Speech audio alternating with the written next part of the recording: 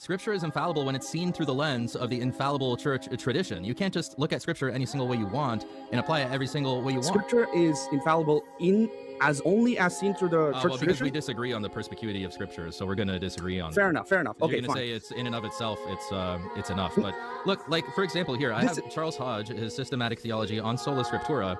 But here, John Owen says, what Protestants deny on this subject is that Christ has appointed any officer or class of officers in his church to whose interpretation of the Scriptures the people are bound to and submit as of final authority. So he's saying there is no class of people that have a final authority when it comes to the Scriptures. What they affirm is that he has made it obligatory upon every man to search the Scriptures for himself and determine on his own discretion what they require and believe, what they require him to believe and to do.